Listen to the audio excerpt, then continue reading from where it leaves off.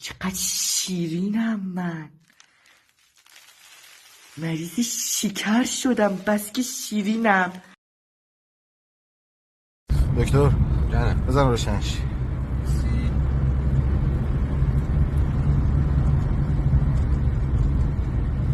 این چیه؟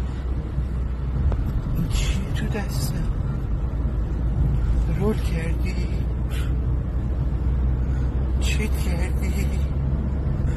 این کردی؟ آشغال پوفیوز.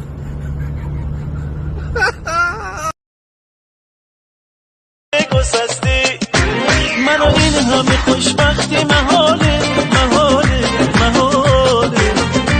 تو رو داشتم مثل خواب و خیاله.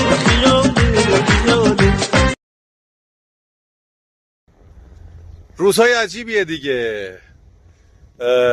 به قول معروف یه برهه‌ای از زمان رو سپری میکنیم که شاید هیچ وقت نشه دیگه تجربه کرد، ولی خوش به حالشون. نه ضد عفونی، نه جوشوندنی، نه داغ کردنی.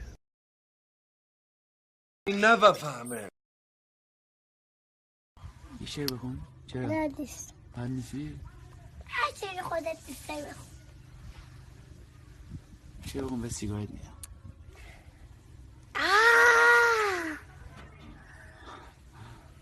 من بلد نیستم. نه یاد میگیرم اما فراموش کردم.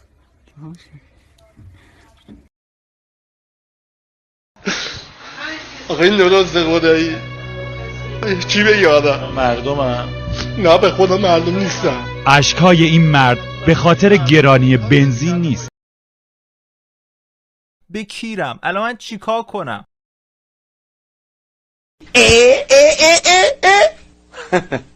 ببخشی؟ اینجا میای چی یاد میگیری؟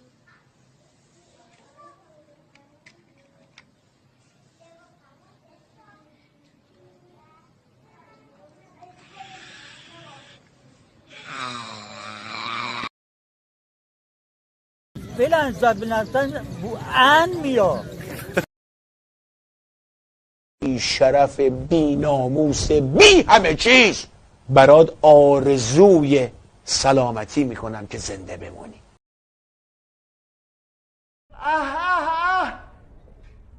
چندش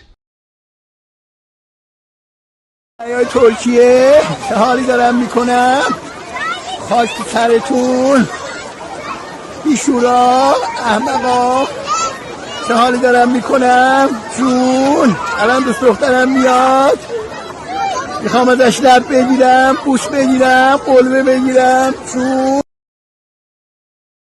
چه خبرتونه؟ چه خبرتونه؟ خیلی اوضاع خیته، خیلی اوضاع خیته.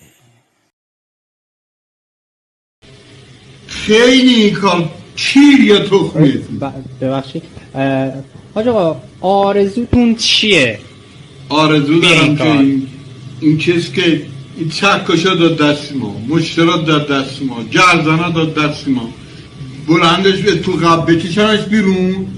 آبگم چی خورده خاری کسکش همین چرخا بکنم تو چونه کسکش. بله من معذرت کنم. چی داری میگی؟ مخاطب تاثیر بذاری تا دونیت چی؟ یعنی محتوای سالم که دونیت نداره، محتوای درست، محتوای مفید که دونیت نداره. چرت و پرت میگی تو. اصلا من دیکتو بده من بخور. مهین $5، شهید $2، اقدس نیاز $10، محمود به خاطر تولد دختر خالش اقدس الملوک $8. همش سیسماس. عشقش مادرش، شاکرت، عشقم مادرش، دوست دارم، سالم تندرست همه، به خصوص مادرای عزیز و مادر گلم و پورم. عشقم مادراتون. حاج آقا چند سال ساکن اینجا هستید؟ 34 سال.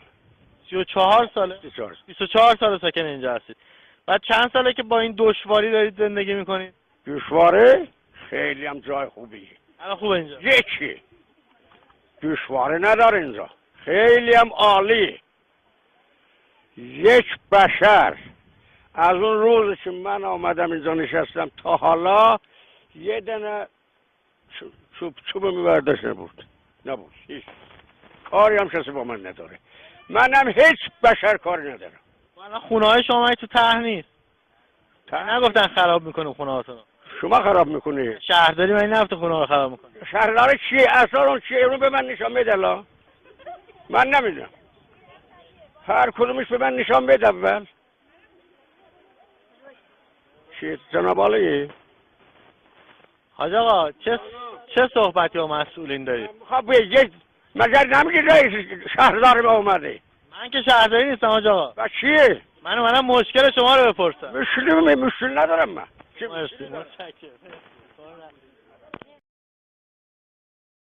من در حال شیفت نگهبانی بودم که یکی اومد این جربه ها رو میگیرن، جربه رو خفه میکنن، میندازن تو جونی، بعد اینو میبرن. معلوم نیست که کجا میبرن. تعریف اون خودمون آقا هم بکن. یا آقا پسری بود کوچیک بود، حدوداً 10-15 سالش بود. جربه ها رو میگیره خفه میکنه، بعد جربه آزاری میکنه. بعد این روز آقا گفت که اینا نباید این جربه ها رو بگیرن. جربه های گناه نداره که جربه. این هم یک جربه رو میگیره خفه میکنه. شما خودتون سند دیدین که میگیره؟ من یه سری دیدم به جربه ها پیش میکنن. خب بعد یه خانم شاکری هست مدافع حقوق جربه هاست که اینجا خوراک رسانی میکنن. خوراک رسانی میکنه، شیر میخره میده به جربه ها. درست. میگه شیرش باید لانتستون نداشته باشه. چی اسمش؟ لاکتوز نداشته باشه. چون آره جربه ها مریض میشن. خب اون خانم در رابطه با اون قضیه خانم شاکری فراموش کنیم فعلا. در رابطه با حیوان آزاریش صحنه‌ای که دیدین از این آقا پسر از اون تعریف کنین. جربه ها رو میگیره سلاخی میکنه، خفه میکنه جربه رو. شما دیدین اینا رو؟ آره جربه آزار رو دیدم من. بعد میکردن تو جونی، یه جونی جربه بردن. یه گونی همون آقا پسر این کارو میکرد. کسای دیگه هم کسای دیگه هم نقش دارن تو این داستان. کسای دیگه هستن؟ آره. مال معتاد این دور و برن یا کسایی که میان؟ کسایی که با جربه مخالفن، یعنی جربه آزارن. البته آقای شهرستانی خیلی سر این قضیه زحمت کشیدن. بله. شب و روز اینجا بودن. حتی چطفم هم یه سری درگیر شدیم. خب تعریف کنم رو دیگه. این قسمت ضلع جنوب شرقی پارشون قسمت بود. چند تا جوون جربه ها رو به صورت بیرحمانه‌ای نمیدونم جل زده بودن، چه تا حالت طبیعی نبودن، جل زده بودن حشیش بنگ. خلاصه رفتم دیدم جربه رو میچوبه زمین. یه جربه رو آتیش زده بودن، جربه میرفت هار هار میخندیدن. گفتم که این حیوان خداست، چرا این کارو میکنی با جربه؟ گفت چی میگی تو؟ گفتم چی میگی تو یعنی چی؟ گفت ان آقا اومد چلو. گفتم درست صحبت کن. ان آقا چیه؟ آقا یک کف جرگی اومد صورت من. شما رو زدن؟ یک کف جرگی زد. بعد منم چون حالت دفاعی گرفته بودم ضربه دومو با اینجام مهار کردم. یه دونه اینجوری زدم خم که شد با این آرنجم وسط پشتش اینجوری آخ نه جان بلند شد. خلاصه درگیری ما خیلی شدت گرفت و این کتف من متاسفانه آسیب دید. آخه امیدوارم که خوب شید. بازم میان تو این پارک اونا دیدینشون؟ کم دیدم ولی جربه آقای قرائتی میگفتن که یه بار با شهید بهشتی زمان طاغوت داشتیم میرفتیم سر چهارراه چراغ قرمز شد. خب من با آقای بهشتی گفتم آقای بهشتی ما که این نظامو قبول نداریم. بله رد شیم بریم. ایشون فرموده بودن ما نظامو قبول نداریم، نظمو که قبول داریم. پس این ببینید این یه نکته. از امام یه چیزی پرسیده بگم باورتون میشه وقت تموم شد. آره خوبه میان برنامه پخش نکردیم امروز. بله بسیار خوب. اگر اینجوری هست من اصلا دیگه نمیام. خداحافظ. معذرت میخوام. اینجوری بخواد وقت تموم بشه سلامت بشه. خب خیلی ممنونم از اینکه برنامه ما رو تا پایان تماشا کردین. فرصت برنامه انصافاً